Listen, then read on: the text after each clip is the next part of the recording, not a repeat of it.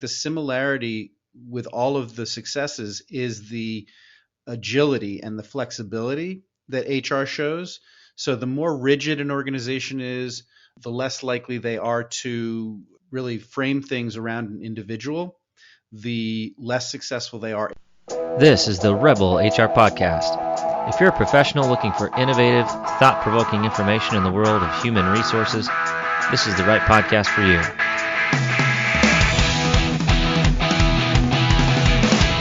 Rebel on, HR Rebels. All right, Rebel HR listeners, I'm extremely excited for our guests today. So I am outnumbered, and I'm thrilled to have a couple of wonderful guests joining us today. We have Rishon Blumberg and Michael Solomon. They founded 10X Management. It's the first of its kind tech talent agency. They are thought leaders on the talent economy and the future of work. They've been featured everywhere from The New Yorker and CNN to Last Week Tonight with John Oliver, and most recently published their first book, Game Changer, How to Be 10X in the Talent Economy. Welcome to the show. Thank you for having us. Well, I'm extremely excited, and I can honestly say I've never been on Last Week Tonight with John Oliver, but a huge fan, so, you've got that one up on me. I mean, look, technically we were on Last Week Tonight, but in reality, he just used a snippet of an interview I did in a segment of his and then left a still image of my face on the screen for like a minute and a half. Thankfully, he didn't make fun of me or lambast anything I was saying, but it was a pretty special moment. I think that counts. I'll give that one to you. That's more than many of us could say. I mean, he doesn't really have guests, so I guess that's about as close as one can be to getting on. That's it. I did meet him a couple months after that happened, and I went up and talked to him and I sort of explained that he had used me, yada yada, and he was very gracious, and he said, "I'm so happy that I didn't make fun of you, because normally when people come up and say I was on your show, they're really annoyed with me." But then I tried to be the comedian and made some sort of really off-color joke, and I was in a room with other people, and it was like the saloon doors swung open and closed and the record skipped, and it was just dead silence. And that's when I realized I got to leave the comedy up to the comedians. I get accused of dad jokes all the time, and I think it's a badge of honor. So, dad jokes, HR jokes. Yep. If Call them we 10X can work jokes. any dad jokes in today, we will. I'm notoriously horrible at them. I mean, I feel like somebody should just walk around with a wah, wah, wah thing behind me, because they're just terrible. Yeah, I got the little sound effect, the dun dun ching. That's just queued up. It's queued up on my phone. My kids love it. They think I'm so funny, as far as I know. So, well, thank you again so much for being so gracious with your time. A couple of extremely busy guys and have done so much. So I think for the benefit of our listeners, I'd like to learn a little bit more about 10X and how you approach what you do. So why don't we start off there? Just give us kind of an understanding of 10X and how it started and what the mission is. All right, I'll field this one. It's Rishon speaking here. So we kind of got to 10X in a very roundabout way. We had been working and still work in entertainment, representing musicians, artists, sort of a variety of different entities around the entertainment world. And for years had been hiring tech talent, freelance tech talent, to build web properties and apps, and just kept bumping up against a lot of the same problems and inefficiencies. And at the time, we didn't really think anything of it other than the fact that we sort of noted that there was these issues. But then around 2010, people started referring to tech talent as rock stars. And I think there was a little bit of a light bulb moment that went off. And we thought, is it possible that the skill set that we've acquired in working with entertainment talent could translate to other verticals? And ultimately, through a little bit of testing, we realized it does work very well in that vertical. And so what we did is we essentially ported over the concept of talent representation from sports and entertainment, much like a company like CAA or William Morris Endeavor is an agent for very, very successful artists, athletes, and entertainers. We do the same thing, but our talent is senior freelance tech talent. And the concept was super simple. It was like, how do we help companies? HR, we actually thought HR would be our main customer. How do we help companies rapidly access sophisticated pre-vetted talent? That was a problem we were having in the marketplace. We didn't know how to find those people. And then on the talent side, how do we free them up to focus on what they do best, as opposed to having to deal with negotiating a deal, invoicing, staying on contracts, sort of dealing with all the rigmarole of running a business, finding engagements, ending engagements, things like that. And so that's really the premise of the company, is very, very senior level pre-vetted talent that can quickly onboard with companies of all shapes and sizes. And we take all of the business elements off of the talent's plate so they can focus on the development and the problem solving, which is what they do best.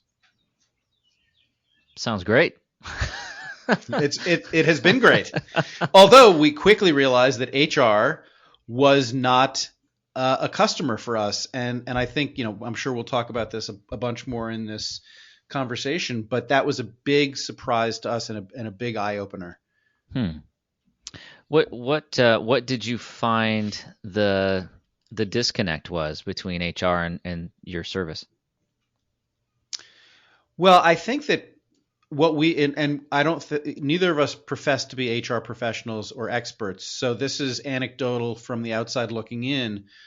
What we realized fairly quickly is that HR is really focused on W-2 full-time hires, A, and B, really focused on the human resource element as it relates to their existing personnel, not so much in solving existential problems that some elements of that personnel might have, i.e., if you've got a tech department and you have a CTO, HR probably is not going to be part of the solution in finding, a senior Python developer to quickly work on a project for the next 3 months.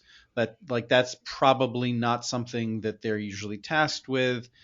And as it turns out, we've been doing this for 10 years now. I don't think we have ever spoken to HR on the front end of an engagement. There are occasions where some element of HR will come in, maybe as we're finishing a contract or some sort of onboarding from the procurement standpoint, but they're just not part of that solution process, which is surprising.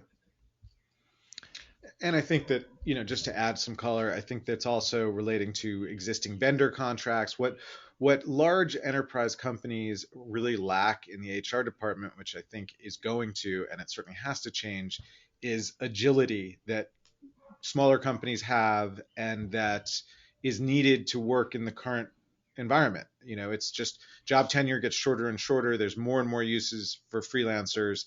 And if you don't have the ability when one of your tech leaders says, I found this person on my own, they're fantastic, I need them.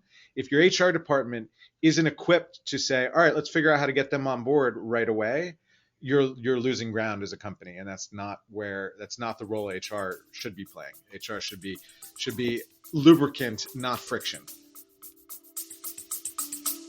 We'll be back after a quick break.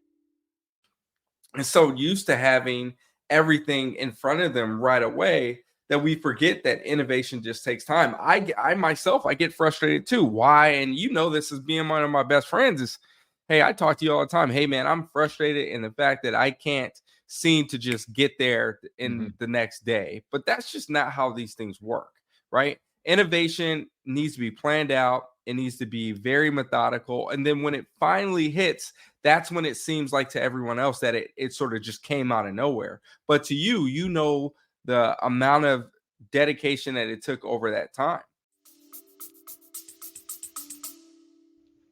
Ooh, I like that. Lubricant, not friction. That it's really fascinating that's the perspective, from your experience. I think just drawing from personal experience, especially when you get into the technical field and those technical roles, a lot of times HR is kind of flying blind. They don't necessarily know what good looks like Python, C#, programmers of any kind. Like I I didn't even know what that meant until I actually had to hire one of those positions as a W-2 employee.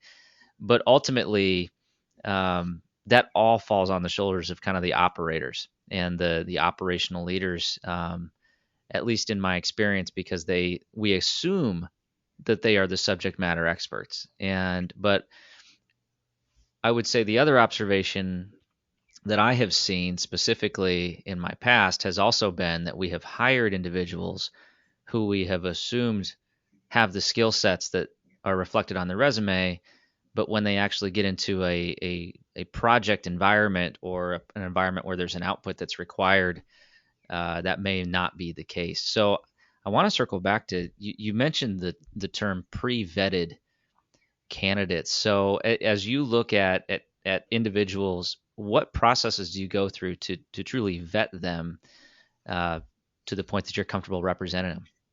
So we have a multi-step process. And one of the nice things about the nature of our business model is even though these are freelancers, average tenure of our freelancers is probably 5 years at this point.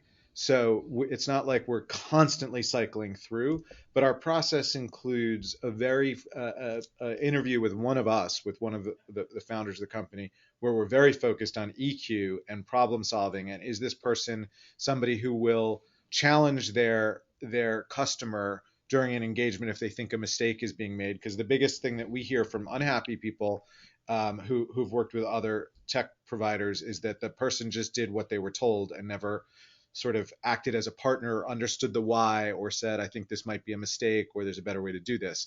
So we're really digging in on those kinds of skills and qualities. We're doing extensive reference checking, and then we go through a technical vet where we use one of our existing talent, our existing clients, and when I say clients in this context, I mean the tech talent that we represent, who has domain expertise to vet our newest client that we're bringing on. And the reason that we do it that way is the person who we already represent wants to make sure that someone is going to be up to speed and up to snuff when they come on and represent our name, because it impacts their ability to get work. So it's a really excellent sort of continuous cycle. And that's why, I think a lot of companies don't have HR doing their tech vetting. They have the tech team doing the tech vetting. And I think that makes good sense. There's one other thing to mention there. Like, most of the people that we represent and have represented over the years came to us through a trusted source. So first and foremost, we'd love to get references and recommendations to people from either our existing clients we've worked with before, or customers that we've worked with, because right off the bat, we know that somebody whom we trust has said, oh, this person's really great. And then, of course, we do all those other things as well. The one thing you forgot, Michael, is cyber stalking, where we really pour through like all the socials and what their social footprint looks like to see if there are any red flags. We're not necessarily going to comment on their dad jokes, whether they're good or bad, but we want to get a sense of, is this person a level-headed, what I would call normal person, or do they have some extreme viewpoints that perhaps are, perhaps red flags? They're not necessarily red flags. Well, that's a whole nother podcast on cyber stalking. Let me tell you, we could go a long time on that topic, but it almost prevented me from getting the job I'm in today, if you want to know the truth. And the only reason that they let it slide, that I am a wedding singer and covered in tattoos, is the fact that the lawyer told them that they couldn't consider that in the hiring decision. Oh, that's awesome. Love it. Yeah, and it's I'm oblivious. I got Facebook pictures up or whatever, and look, I still try and remind my kids that at some point there's going to be an employer sniffing around, and you better hope that your digital trail is not terrible. So I actually lost the opportunity to get into a class in college that I really wanted to do, because the professor saw me in at this point it would have been MySpace, I guess. I saw a MySpace picture of me with a beer in my hand. But at the time I was over 21 years old. I was a non-traditional student. So he banned me from this class because I had a bad social media footprint. And I argued my point. Didn't matter. He didn't care. But yeah, It I looks learned my like lesson the everything hard worked way. out just. It looks like it's all worked out just fine at the end, as it usually does. It's probably for the best. I still have a vendetta against that individual until the day I die. But other than that, I'm fine. I'm perfectly over it. It's not. It's As fine. well you should. As well you should. Well, this is fascinating, and I've got to ask because I'm just a huge musical geek. So dealing with rock stars and musicians and entertainers and sports stars, is it the same level of diva with tech stars? It is not. It is actually, in my experience, it's almost the opposite. We've run into a few moments of a few people along the way who were tech stars who had egos, but for the most part, it's actually the opposite. And I'll illustrate that in the following way. On the management side, on the brick wall management, our entertainment company side, we would have, however many applicants came in who wanted to be represented by us, they are singing their praises, overinflating every metric and their skills and their abilities. On the tech side, it's the absolute opposite. I interviewed a gentleman yesterday to come on as a potential client, and I asked him, compared to other people he had worked with, how his speed was. And he said, I think it's generally pretty good. I haven't run into a lot of people that are faster than I am. And I sort of probed a little bit more because I thought there was a little more under it. And this gentleman happened to be from India. And he did say, have you heard of this coding competition? And long story short, to just cut to the chase, he had won multiple national Indian speed coding competitions and placed top 50 in a global speed coding competition.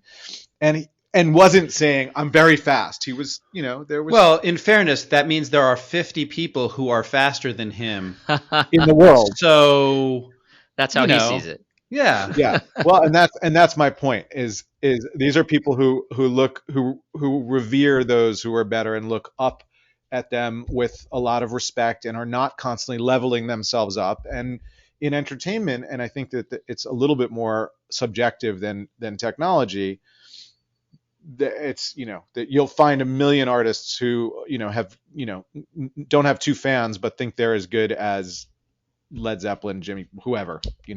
Well, they just need their big break. Yeah, exactly. And they just need the manager to give them the big break, right, or the agent to give them, or the record deal, and they don't. Yeah. So that was a long answer. But in fairness, there are digital divas, and we are very, very much against the concept of technologists who just are sort of snobby and look down on other people and think that if they're not listened to, then the person not listening to them, there's something wrong with them. So on the entertainment side, we're trying to sort of build up that rock star, you're a rock star. On the tech side, we're trying to instill in people more like humanity, like treat other people the golden rule, treat other people the way you want to be treated, communicate to people, over communicate to people, don't withhold. So there definitely are divas out there. We don't put up with it. So anytime we've had that happen in our, or any of the clients that we represent, we've stopped working with them. But I think that there is a fundamental, by the way, I think there's a lot of similarities between the two, between rock stars and tech talent. And almost everybody we represent is also a musician, which I think is super interesting. So there is something there. But I think the real difference is that tech is a very self-contained, something you do kind of by yourself, or maybe you co-code with somebody. People don't really see what you're doing. Whereas with music, obviously, it's, everybody sees it, you're living out loud, and it's constant and always. So I think that the two entities develop sort of a different type of ego, superego kind of proposition. Sure. That's fascinating. I just think it's a fascinating topic. And, I do reflect on we have a lot of technical talent, primarily in kind of on the engineering side of the world. But there are a lot of musicians there as well. I think, if you look at the research on, musicians having better math skills, for me, so I'm a guitarist. For me, it's all about patterns. And, that's how the guitar works. You just follow a pattern up and down the fretboard. And I've got to believe it's probably pretty similar as it relates to programming. It's Definitely. astounding what percentage of our tech talent clients are also musicians. It's way north of 50%. I don't have the number, but I guess it's north of 75%. Yeah, interesting. That's fascinating. All right, so I want to shift gears a little bit. So this show, obviously, we're primarily HR practitioners. We're really coming from it a lot of times from the employer's point of view. So as you are representing clients and as you're looking at these companies that are retaining some of these wonderful, talented people that you're representing, how are you? What kind of common things are you seeing? How are these companies retaining some of that talent or really becoming a destination for some of the top talent you represent? Well, Michael alluded to this a little bit earlier, but I think rigidity is the biggest impediment for that. The companies that we've worked with that have been successful, both onboarding the freelancers we work with and successfully managing them through a project, and also effectively bringing on, we have a sister company called 10x Ascend, where we help W2 tech talent negotiate their compensation packages. And I think the similarity with all of the successes is the agility and the flexibility that HR shows. So the more rigid an organization is, the less likely they are to, cater to an individual. Cater may be the wrong word, but really frame things around an individual, the less successful they are in tech in particular. But I do think that this is in our book is really, we use tech as a backdrop, but it's really applicable for any high performer in any industry. The world is changing so much where the efficiency allows companies to do more with less. Maybe not allows, it forces companies to do more with less. So whomever you hire has to essentially be a top performer. And any top performer that you want to attract, you have to talk to them as an individual. You can't just think of them as a cog in the machine. We actually created something, and we think it's a little bit of an innovation, called the Lifestyle Calculator. And it's a 24 point scale where people weigh against each other different values that they have in an overall compensation package. So for example, salary, equity, paid time off, title, office, additional learning, professional learning, a whole host of different things, and they're awarded 100 points that they have to spread through all these things, and it really forces them to identify what's most important to them. No two lifestyle calculator fill-outs are the same, and we end up knowing more just from that than I think most HR and hiring managers do when they're done with an interview process. And they make an offer to somebody. That offer typically contemplates, salary and maybe a couple of other things that they talk about. But we would say an innovation would be for HR teams to use this lifestyle calculator to get a basic sense from a professional standpoint what is important to a specific candidate and cater an offer around that, as opposed to just sort of, here's what we offer people who are typically applying for this position and, sort of take it or leave it kind of stuff. They can really customize and make a more bespoke offer. And I think that is the area where we've seen greater success, when companies are able to make something that is more bespoke to the individual. That's how they're more successful in onboarding somebody. And that doesn't, the thing that I want to add to that is, it doesn't mean you have to make a bigger offer. Actually, often it means you can make a smaller offer, because just sort of using an example, if we go back a year and a half, letting somebody work from home on Fridays was worth a lot of money to them. And they would have, if they were comparing two offers, and we sit on the other side of the table all the time where they're doing that. And it's like, well, this one's being really flexible about this element, and this is really important to me. And even though it's a little bit less money, I kind of want this. And we see it all the time. And it's just about asking the questions so you can make an offer. For somebody for whom personal or professional development is a huge element, being able to just be forward and even tell them about what our company does as it relates to that as part of making the offer, because it's important to them, is huge. And unfortunately, largely what we see, especially at the large companies, is yes, the negotiation will end up with a different deal from candidate to candidate, but they almost all start the same way and get presented the same way, as though everybody was a cookie cutter person. We live in a moment where we have personalized medicine. Netflix offers the next show you should watch based on your preferences. Spotify can recommend stuff. Pandora can recommend stuff. Everything is customized to your wants and your needs. And here's this one element of life that is where you're going to spend your most waking hours and all of this energy and time, and literally trading your actual existence on this planet, your limited life, for compensation. And it's treated as though, oh, you're a this level engineer, well then you get this. And I know companies can't customize everything for everybody, but I assure you they can present things in a different way, especially when it's an important hire. Oh man, yeah. There's so many different ways I could go with this, but my past, I started Fortune 500, 300,000 plus employees. I was in HR, but I was still a cog in a machine, to the point that they actually had a schematic for how I should organize my office, so that if I were to walk out one day randomly in a fit of rage, the next HR person could find the exact binder and the documentation that they needed to find in the binder on the shelf with the whatever. Like, it was crazy to me, and it was stifling. I mean, it really was. It wasn't very comfortable.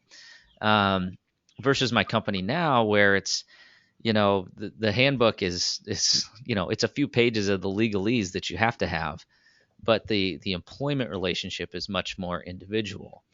But it's interesting that we started the conversation talking about HR not really being as involved as you would have assumed they would be, which I think is a travesty and call to action. If you're in HR and you don't start to dig into technology and these terms and the skills that are in demand, you're going to be left behind in the next 10 years, because everybody's going to need to have these tech skills in the near future. But it's also beat into our heads that you have to treat everybody the same. Otherwise, you're at risk of discriminatory action, and it's very much in HR school, it's very much a compliance mindset, as opposed to creating a bespoke position for somebody or giving somebody a specific incentive that they actually want. But I can't tell you how many times I assume that an incentive is going to work in one way, and it incentivizes the wrong behavior. Right. Yeah. We see that also. Yeah. Absolutely. So not every company is going to be able to be as flexible in every aspect of the role. Have you seen larger companies that have been able to take, maybe small steps in the right directions that have made a big impact? Sadly, the times that we've seen that has always been an innovation or a lab group at a large company that's sort of the SEAL team, if you will, that's off in their own world, that has special privileges, reach out to HR and say, I found this person, I want them, you have to figure out how to make it happen. That's when HR sort of has, and by the way, in quite a few instances, that deal died also. Like HR couldn't figure out how to make it work. The vendor approval process, whatever it was. And the other thing that we also find occasionally with enterprise companies with regard to this is that same scenario where somebody is needed for a 3 or 6 month project. It's one practitioner, and the MSA that they put in front of us takes 6 to 9 months to negotiate. And requires like insane levels of insurance. And it's not geared. We're not a giant company. It's just not geared. It's geared for McKinsey. Like, it's perfect for McKinsey or for Accenture, but it's not geared for a relatively smaller shop that can't spend that time. And much more importantly, do you think that urgent need that labs group needs done now is still going to be sitting there in 9 months when this contract gets worked out, if it gets worked out? And it's to the point that we are now able to say at a certain point in a process to these companies, like, we love working, we want to work with you, we'd be very interested in being in business with you, but we've been to this rodeo, and if you can't come up with a smaller, faster, lighter and MSA for this engagement, or just use our form, which covers most of the things, it's not going to get done, and everybody's going to waste a lot of time. I mean, we just went through this with a major health insurance company where 6 months in, the thing fell apart. 6 months for an urgent need, like done. Six slow months. Right. I have a great story about this, which is CEO of a technology company that's advisory. I'm going to very intentionally not use the names here. Was engaged by an enterprise company to come in and teach them about how to be more agile. And see where this is going. The contract that they gave him was so, I mean, it included getting paid in 120 days. I mean, it was so far in a way the opposite of what he needed. He turned around and he said, if this is where you're starting, you're too far gone for me to help. And by the way, that deal did not consummate. So we see this all the time. And it's not, I understand how these policies got to be there, how these contracts get to be there. Look, over time, you run into problems that are legal problems, and then you add things to your contract to do them.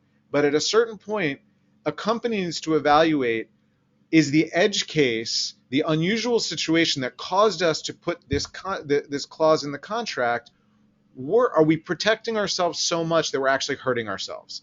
We've lost our ability to do business because we've been so protectionary, if that's a word. I don't think that's a word. I'll give it to you. It sounds good. But I think it's exactly the same as I look at an internal recruiting workflow as well. You know, it's basically the same idea, right? You're trying to get somebody to come work for you as an employee. You're promising them something in return for them working for you. It's basically just a contract of employment. And a lot of times, the fastest company wins. You know, if a candidate's looking for a job and they've got 2 interview processes, and one of them's going to give them an offer in a week, and one of them's going to give them an offer in even 3 or 4 weeks, the one that gave them an offer a week into the process, they got them. Right. Well, it says something about the culture of a company, right? It is basically that process is an advertisement for what it's going to be like to work at that company. So if your process is, pardon my French, crappy, the person who's applying for that job is going to get the impression that working at that company may be crappy as well. Culture matters. It matters almost more than anything else at this point. And while we're on this topic, let's talk about exploding offers. I understand that an HR department can't have an offer sit out there endlessly. They have to move on to other candidates. I get it.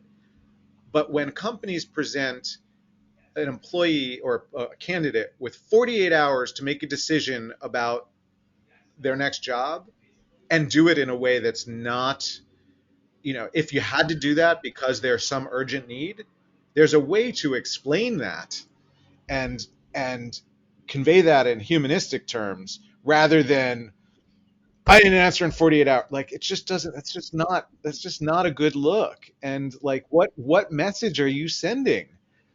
That's that hiring manager that's like, if they don't know 100% that they're going to work here for the rest of their life in 48 hours, I don't want them. Yeah, I've heard that before. And I'm like, I don't think we have that clout with this candidate. As much as we'd like to think, we know how great it is to work here. I don't think they know that. Yeah, and ultimatum doesn't work very well. Even the best companies in the world, like if we talk about Google, which has like the great culture and, or was considered to have the best culture, or, all of these places, like, it doesn't matter. You still need a minute to discuss it with your family, to contemplate with your mentor or your advisor. Like, it's just not, it's so, I get so upset about this. And by the way, when we're on the other side of the table, we often help the person explain back to the HR team that you appreciate that there's a deadline and speed matters, but that this is a very important and big decision about how you spend your waking time, and you just need another minute to contemplate it, and you're expecting another offer, and you're going to wait for that offer. And usually companies are reasonable when you do that, but the starting point is intimidation. And that's not a good message to send to a potential employee. I've also heard that feedback. that if they're considering other offers, well, they must not care enough, or there's there's a at times if somebody does submit a counter proposal, that there's a lot of negativity associated with that. So do you see that, and how do you work through kind of that natural point of conflict as you're representing a candidate? Well, I think from the company's perspective, they want that impression to be out there because that helps in the negotiation. This feeling like, oh, if I push back, I don't know, maybe they won't like it, maybe they won't want to hire me, or if I tell them I'm interviewing somewhere else, they're gonna view that, they're not going to view that favorably. Um, I, you know, you got to deal with it. You got to, if you're a company, I can understand why that would not be a preference. But if you're a company looking for somebody to come work for you for whatever that tenure is going to be, but you don't have the decency to understand that they're a human, again, for us, it's all about people-centric processes. And HR, it should be all about human resources. The human part of it is often forgotten, and the resources part of it is often emphasized. I think Great there's point. a That was fundamental a superb point. there's a fundamental disconnect there. So a lot of what we do with the people that we work with is explaining to them that there's nothing wrong. There should be nothing wrong with negotiating. By the way, most people don't negotiate, which was one of the things we learned pretty early on, which is shocking. And I'm sure that part of the reason that they don't is they're afraid that if they say something, the company is going to rescind it. Mm-hmm. But, I do think that the power dynamic is shifting a little bit where people have more options. In tech, it's definitely a seller's market. So that's sort of why we focus in that vertical as it comes to the compensation negotiation we do. Because the reality is, if you're really skilled, you can get a job anywhere. So companies need to get in line with that. And we've seen zero pushback for negotiating. We've seen almost no pushback for, the fact that you're interviewing somewhere else. I think they just understand at this point there are too many options for that kind of talent. And so they have to make accommodations for it. And I think that is going to slowly seep into other verticals with other capabilities. Again, as companies need to have more 10Xers working with them because every employee you have has to be really, really great because there aren't as many of them. Companies will have to naturally get more bespoke and focus more on the human side and less on the resources side. I thought I thought you made a really critical point, and I thought it was really interesting how you articulated the term seller's market, because I have always viewed recruiting and talent selection and sourcing very similar to real estate. There's an inventory, there's a supply and demand, and the price you pay, the whatever kind of ancillary things you cover, it's really dictated by market forces as much as the candidate and the role that you're trying to fill and how bad you need to fill the role, right? So there really is a supply and demand curve that I think HR needs to be aware of. And I think one of the biggest missteps that HR can take is not making their teams aware of those dynamics so that they're prepared and understand the forces at play here, and the leverage or lack of leverage that an employer may have as it relates to the employee-employer relationship. Yes, I think the answer to that the comment is yes. We completely agree with you, 1,000%. And part of the reason, part of the reason that I think the lifestyle calculator could be so valuable to companies is you don't necessarily, as Michael pointed out earlier, you don't necessarily have to make a better offer. You just need to make a better presentation. You need to make somebody understand that you do see who they are and you do care about what they need. And you care so much that you created this thing so that you can get a better understanding about that. By and large, people want to just be treated well and valued. Yes, the money is important. Yes, it's competitive. Yes, it's a seller's market. But what ultimately makes the difference is that culture, is that feeling that this entity is going to care about what I want and need and my professional well-being. And you can get away with a lot more if you actually do care. It doesn't necessarily cost more if you care. And I think that a lot of companies see that as a weakness. Like, oh, if I, it's not really being touchy-feely, but if I'm more touchy-feely, they'll think that I'm weak and they can take advantage of me. And I think our viewpoint is just the opposite. People truly care about those things, and you can get away with more if you're caring. Get away with makes it sound bad. You're able to see an economy if you are actually caring, because that has its own economic value. And I would just add, it sounds like we've been very negative about HR people, and this is not about the people. This is about the process. We've run into amazing individuals in that field, and I think this is about companies rethinking how they approach this, and that will come from individuals who see the need and the opportunity for change. And we also, as Rishon said, we've never worked in an HR department, and we don't know some of the compliance things that are being hammered to them about, as you mentioned earlier, about treating everybody the same and doing things. And I certainly, nothing that we're suggesting has any discriminatory element to it. So I want to be very clear about that. But giving a candidate an offer that's unique to them, that honors their desires and their goals, it's pretty important.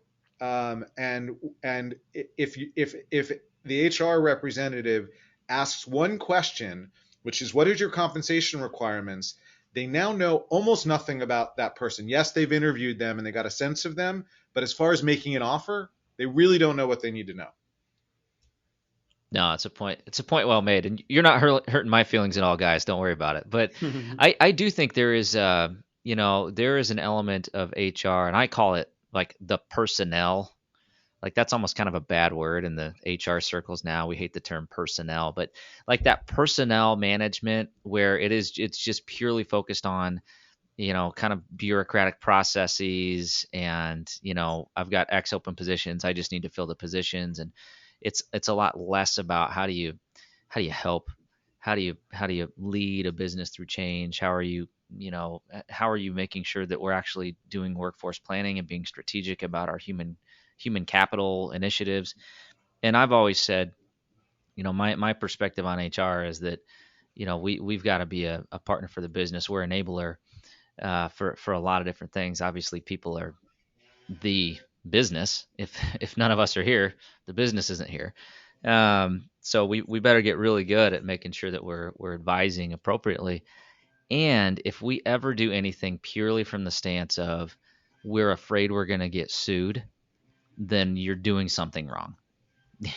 And I think a lot of us, especially, I mean, my background, my past in these large companies, a lot of us do fall into that trap where we can't make much change. And unfortunately, there are a lot of organizations with the layer of bureaucracy where an HR person may personally have a desire to be nimble and fast and flexible, and they just can't. They just don't have the mechanism to do that within their role. So, I mean, that's part of the reason we wrote the book, is we hope that would find its way to some of the people who have the ability to make the decisions, whether that's CEOs or, CHROs, like whatever the right title is. I mean, a lot of what we were trying to do was say, the world's changing. You need these top performers, and you have to think about how those top performers want to be treated. And one of the ironies, which we get into in the book, is the top performers are actually, in a lot of ways, in a lot of attributes, very much like the generations that are coming up behind them, or they might even be part of those generations, where their personal mission and their personal values matter and need to be part of the workplace. These are no longer people who just want a job and a paycheck. They want to have meaning in their life.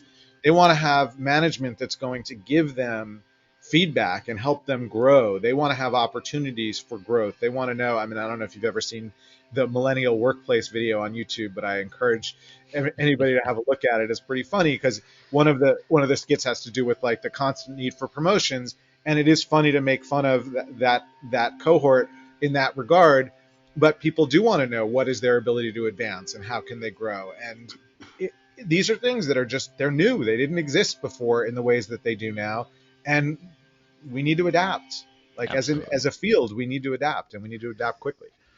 We don't totally cover this in the book, but just the simple concept of referring to employees as talent can have a paradigm shift within a company, because talent is a totally different thing than just an employee, right? LeBron James has 30 teams that he could play on, and they're not all making the same offer to him.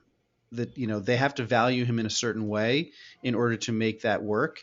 And when you think of your employees as talent and not just as an employee, it starts to change your perception of who they are and the value that they provide to the company.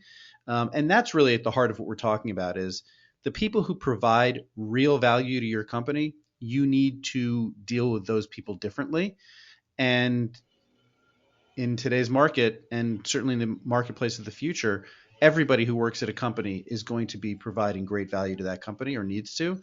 So they're really talent. So HR leaders, don't call them employees, call them talent. I love that. Simple shift, but a context shift, right? So Love it. All right. Well, we are rounding right out to the end of our time together, and it's been a wonderful conversation. I'm sure we could probably keep talking for hours on end. But I do want to shift gears. We're going to do a consolidated flash round. So Rishon, I'm going to start with you. I'm going to ask you one question. Michael, I'll ask you the next question, and then I'll lob it to both of you for the final. Do we win something when we get the question right? You win praise and respect from All our right, listeners. awesome. All right. Rishon, question for you. What are you reading right now? I am reading a book called My Year Abroad. It's fiction. I sort of alternate between fiction and nonfiction. The next book I'm going to read, nonfiction, is called Destiny and Power, The American Odyssey of George Herbert Walker Bush, written by John Meacham. So I sort of vacillate between biographies or books about famous people and fiction. All right. Love it. All right, Michael, question number 2. Who should we be listening to? Who should we be listening to? I think that each of us needs a mentor or advisor, and that could be the form of a therapist, a rabbi, a mentor, a formal advisor. But that is somebody who knows you, who has a vested interest in seeing you succeed, and who can give you the hard feedback that other people won't. And that's who you need to have in your life, readily available to give you that feedback. All right, perfect. Michael, you got the hard one. So I would just like to say, in case my wife is listening, I have to listen to my wife. Sage advice. All right. Last question. I'll pitch it to both of you. How can our listeners connect with you? So we've sort of consolidated a bunch of things on our book website called GameChangerTheBook.com. So our contact information is on there, a variety of different ways you can contact us. And we also have a nifty little quiz where you can see how far down the 10X spectrum you are as an individual. Or you could take it on behalf of your company and see how 10X ready they are as well. GameChangerTheBook.com. And we'll have all that information in the show notes so that our listeners can connect. And I strongly encourage them to check out the website. As I was preparing for this interview, there's just a ton of great information out there, and I think some good challenges for us in HR to think about how we do our work, so that it can also help our organization succeed. So, thank you both so much for the time. Again, it's been a wonderful conversation. Kyle, thank you. All right, that does it for the Rebel HR podcast. Big thank you to our guests. Follow us on Facebook at Rebel HR Podcast, Twitter at Rebel HR Guy, or see our website at rebelhumanresources.com. The views and opinions expressed by Rebel HR Podcast are those of the authors and do not necessarily reflect the official policy or position of any of the organizations that we represent. No animals were harmed during the filming of this podcast. Baby.